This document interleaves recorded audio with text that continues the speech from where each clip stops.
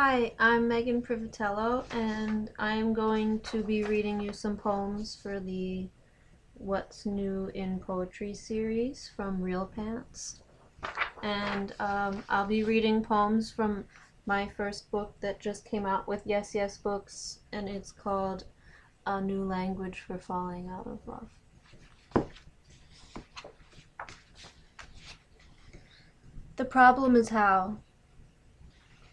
What if the best feeling isn't your fake child asleep in your lap, but waking up to a sky so black not even a glass eye shines? What if when your friends found God, you found a bicycle in the woods that could have belonged to a god, it was so impossibly golden and apart? There is lettuce stuck to my knuckles, which means the earth must be real. There are punches waiting to be thrown, which means my name tag says, "Hi, my name is human." What if a cliff is another way to say it's finally over, there are no more songs to bring us back to love? When the clock stopped telling time, I stopped telling stories to my hands as if they would live forever. What if your sore throat is your body telling you to say aloud something? What if you cannot love the ground because of the way it always holds you? If you had wings, you could move like a slow child's description of light. If you collected enough stones, you could build a mouth, which is the only way to say, "What if I don't want any of this? What if the body was born to float away? What if I go and go and go?" There is a rope at my feet that asks to be followed, which means there could be a beginning of sadness.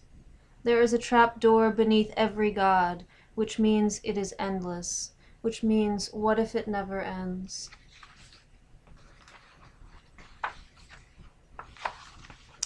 Interpretation.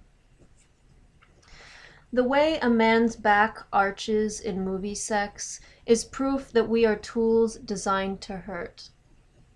Imagine sharing your pie with a crow and never getting a thank you. This is a modern relationship. Pop quiz. How many times will you let yourself be adored until you realize you are just rhythm and skin?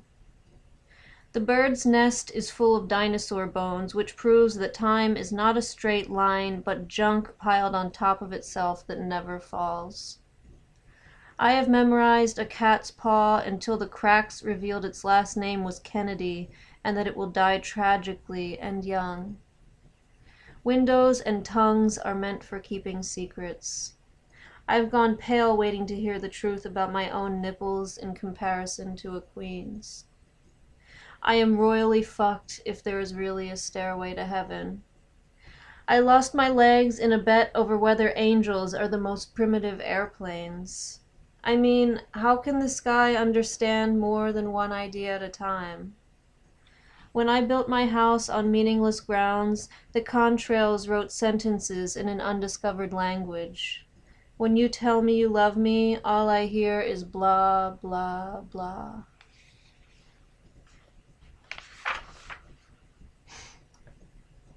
This is called Please Wear Proper Attire. I lost my virginity to a blue lake. I was trying to make love waterproof. Water is not the only tongue that can't resist short skirts. We can avoid the circumstances of beauty until we stand next to a waterfall and realize it speaks in sentences. Milk cartons were built in response to clapboard houses on the sides of mountains. In the surrounding farmland, cows were bored. They nearly milked themselves. This is just another circular story. The house, the cow, the milk, the carton, the house. Just like the woman, the love, the future, the failure, the woman. The safety of raincoats is temporary. How many times have you fallen out of love outside of a bar in the rain? How many times has your raincoat saved you? I swore off men who carry symbols in their front pockets. I know the excuse, "My symbol hurts, not tonight," and "My symbol is running, I need to go catch it." Everything is tired of trying to become everything else. If electricity has anything to do with it, I'll be a good wife and take the blender with me in the bathtub. The shape of the fire will depend on which one of us is turned on.